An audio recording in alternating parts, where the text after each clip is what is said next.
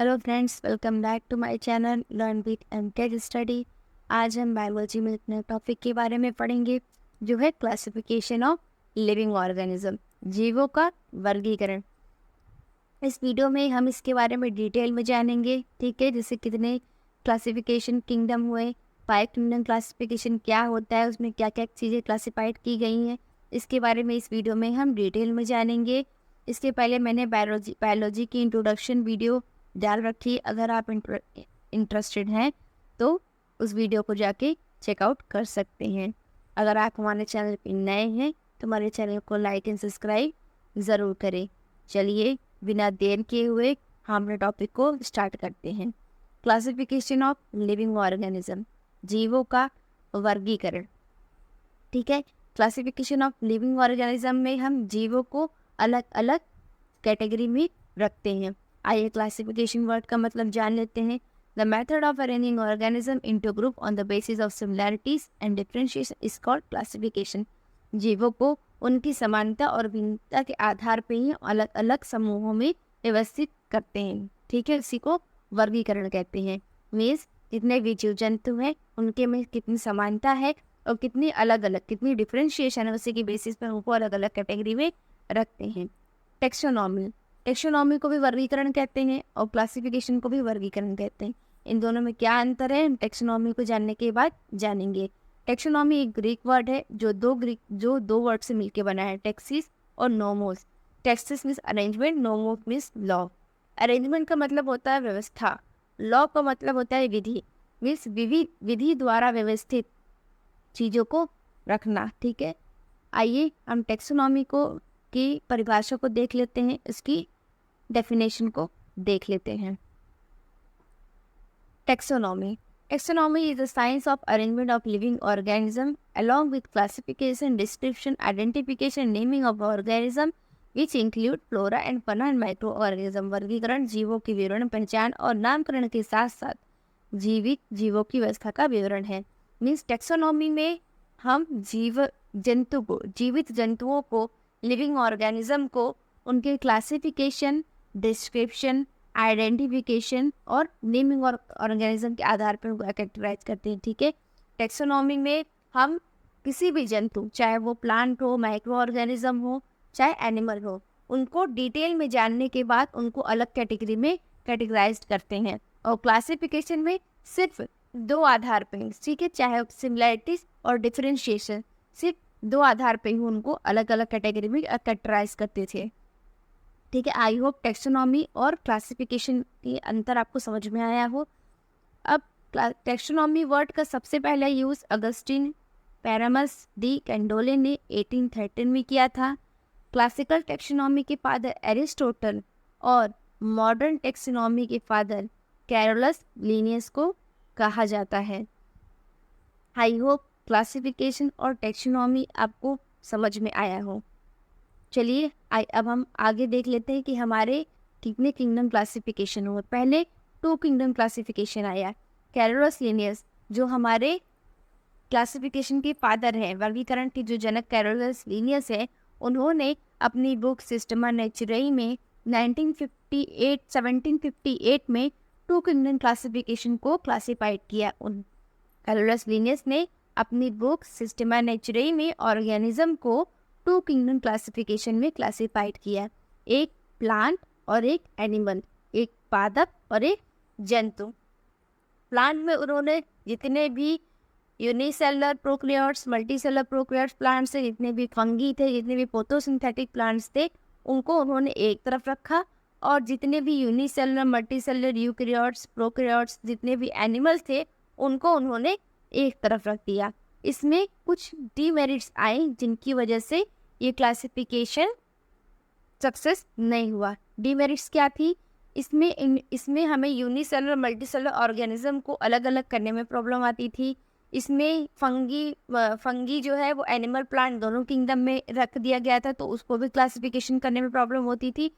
और इसमें फोटोसिंथेटिक और नॉन फोटोसिंथेटिक ऑर्गेनिज्म को भी अलग अलग कैटेगरी में न होने की वजह से उनको भी क्लासिफाई करने में भी प्रॉब्लम होती थी, इसलिए ये क्लासिफिकेशन सक्सेस नहीं हुआ।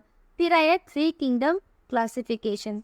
जर्मन बायोलॉजिस्ट एरस्ट हैकल थे, उन्होंने 1866 में अपनी बुक जेंडेई मॉर्फोलॉजी डी ऑर्गेनिज्म में 3 किंगडम क्लासिफिकेशन को क्लासिफाइड किया। उन्होंने प्रोटिस्टा में जितने भी यूनिसेलुलर प्लांट और एनिमल्स थे उसको उन्होंने प्रोटिस्टा में रख दिया, जितने भी मल्टी सेलुलर यूकेरियोट प्लांट्स है उन्होंने प्लांटेई में रख दिया, और जितने भी मल्टी सेलुलर यूकेरियोट्स एनिमल थे, जंतु थे, उन्होंने एनिमेलिया जंतु जगत में उन्होंने उसको रख दिया। ठीक है, इसमें भी कुछ डीमेरिट्स थे कि जो फंगी थे उनको उन्होंने प्लांटेई में ही रख दिया, इसकी वजह से उनको कैरेक्टराइज करने में प्रॉब्लम आती थी। तो इसमें भी कुछ डीमेरिट्स होने की वजह से ये 3 किंगडम क्लासिफिकेशन सक्सेस नहीं हुआ। ठीक है, इसके बाद आया 4 किंगडम क्लासिफिकेशन।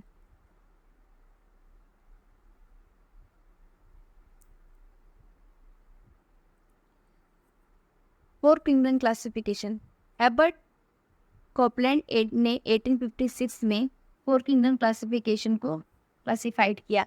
उन्होंने माइकोटा, जिसको अब हम मोनेरा नाम से जानते हैं, उन्होंने मोनेरा को माइकोटा नाम से उस अपने बुक में उन्होंने मोनेरा को माइकोटा नाम से उन्होंने मेंशन किया था। अब उसको मोनेरा में बदल दिया गया है।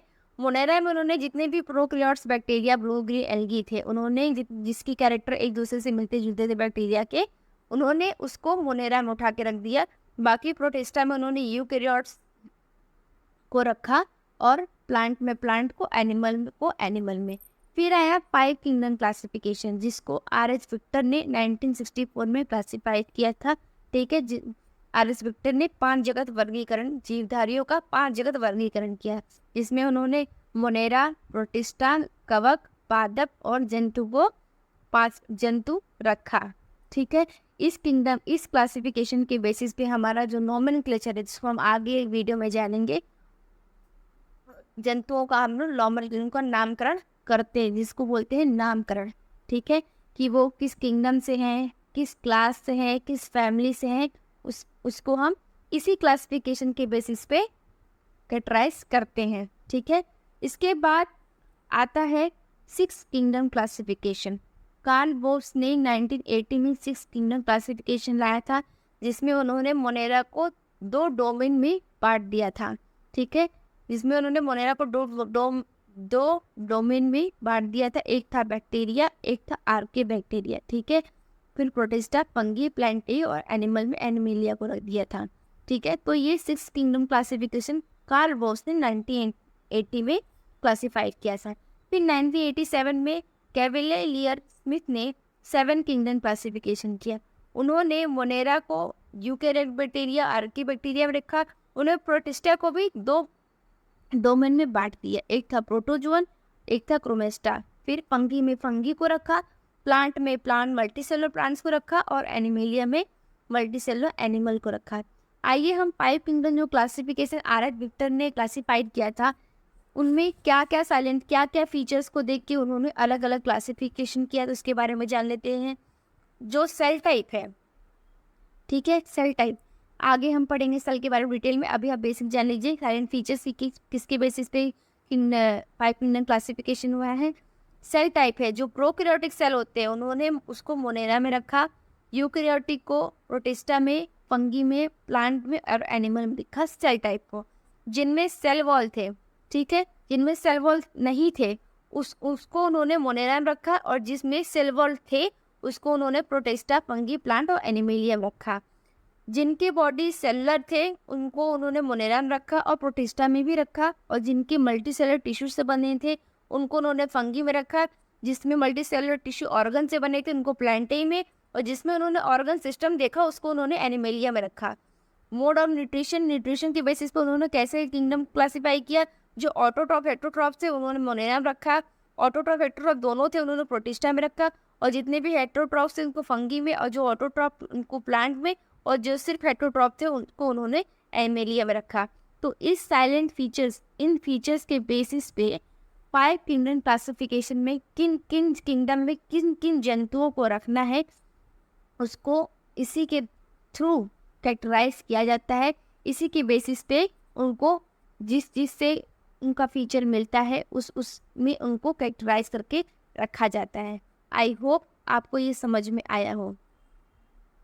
अब हम मोनेरा, प्रोटिस्टा, फंगी, प्लांटेई और एनिमेलिया, जो ये 5 किंगडम क्लासिफिक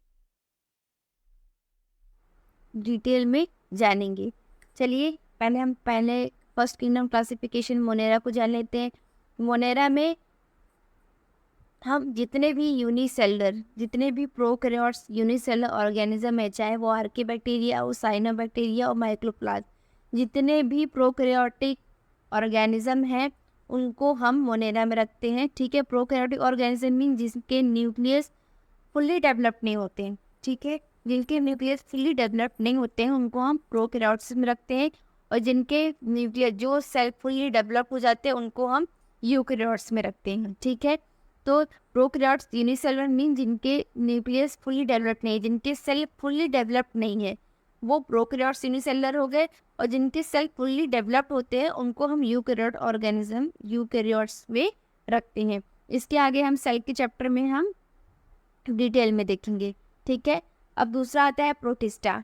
प्रोटिस्टा में जितने भी single cell eukaryote single cell organism होते हैं, मतलब एक सेल से बने हुए जितने भी ऑर्गेनिज्म हैं उनको हम ये प्रोटिस्टा जगत में रखते हैं। एक कोशिकीय यूकैरियोट जो जीव आते हैं, कभी कभी वो मल्टी सेलुलर भी हो जाते हैं, उनको हम प्रोटिस्टा में रखते हैं। जैसे कि कुछ एग्जांपल ले लीजिए, जैसे कि प्रोटोजोन्स होते हैं, जैसे कि पैरामीशियम हो गया, यूग्लिना हो गया, ये सब जो प्रोटोजोन्स होते हैं ना, ये सब प्रोटिस्टा जगत में आते हैं। आई होप एग्जाम्पल के थ्रू आपको समझ में आ रहा होगा। ठीक है, इसके बाद आता है कवक, फंगी। ठीक है, फंगी में हम कवक, fungi are eukaryotic organisms that are non-vascular and lack chlorophyll. Fungi are heterotrophic organisms. They obtain food and energy from organic substance, plants and animals. Animals matters. कवक यूकैरियोटिक जीव है जिनमें यीस्ट, मोल्ड, मशरूम जैसे सूक्ष्म जीव शामिल है। इन जीवों को कवक जगत के अंतर्गत वर्गीकृत किया गया है। कवक जगत में पाए जाने वाले जीवों में कोशिका वृत्ति होती है और ये सर्वव्यापी होती है। ये जीवित जीवों में हेटेरोट्रॉप के रूप में वर्गीकृत किए गए, मतलब जितने भी मल्टी सेलुलर या यूनिसेलुलर यूकैरियोटिक ऑर्गेनिज्म हैं, ठीक है, वो सब फंगी में आते हैं। फंगी में क्लोरोफिल की मात्रा कम होती है और वो उनमें वैक्यूल्स नहीं होते हैं, और वो अपने भोजन के लिए डेड एंड डिकेइंग मैटर्स पे डिपेंड होते हैं। ठीक है, अब आते हैं प्लांट, पादप जगत। दे आर मल्टीसेलुलर यूकैरियोटिक और eukaryotic chlorophyll containing organism. Plant में जितने भी ट्री, जितने भी पेड़ पौधे, झाड़ी, ठीक है, जितने भी मल्टी सेलुलर ऑर्गेनिज्म प्लांट हैं वो सब प्लांटेई जगत में आते हैं, जिनमें क्लोरोफिल होता है, जो अपना खाना खुद से बना सकते हैं। ठीक है, ये सब जितने भी टाइप्स ऑफ प्लांट्स हैं, चाहे वो हर्ब हो, श्रब हो, ट्री हो, फ्लावरिंग वाले प्लांट हो, नॉन फ्लावरिंग प्लांट हो, जितने भी बहुकोशिकीय पादप हैं वो सब पादप जगत में आते हैं। जितने भी मल्टी सेलुलर हमारे प्लांट हैं वो सब पादप जगत में आते हैं। ठीक है, चाहे वो जड़ी बूटी हो, चाहे वो झाड़ी हो, चाहे वो पेड़ हो, फूल हो, गैर फूल वाले पौधे हो, सब कुछ पादप जगत में शामिल है। आइए हम एनिमल जंतु जगत को देख लेते हैं, जो हमारे 5 किंगडम क्लासिफिकेशन का लास्ट किंगडम है। ठीक है, एनिमल है, एनिमलिया किंगडम में जंतु जगत में जितने भी उसमें heterotrophic eukaryotic multi cellular organism आते हैं, जिनमें क्लोरोफिल की जगह क्लोरोप्लास्ट होता है। इसमें हर तरीके के जानवर आते हैं। ठीक है, हर तरीके के जंतु आते हैं। जितने भी मल्टी सेलुलर यूकैरियोटिक एनिमल्स हैं वो सब एनिमल जंतु जगत में आते हैं, जिनमें क्लोरोफिल नहीं, क्लोरोफिल की जगह क्लोरोप्लास्ट होता है, और ये अपने भोजन के लिए दूसरों पर निर्भर होते हैं। ठीक है, ये अपना भोजन स्वयं से नहीं बना सकते। हम जैसे आप एग्जाम्पल ह्यूमन को ले लीजिए, मनुष्य भी एनिमलिया किंगडम में ही कैरेक्टराइज होता है, क्योंकि हम बहुकोशिकीय हैं। ठीक है, बहुकोशिकीय है, हमारे अंदर भी क्लोरोप्लास्ट होता है, और हम अपना भी भोजन स्वयं से नहीं बना सकते हैं। ठीक है, आई होप ये वीडियो आपको समझ में आई हो।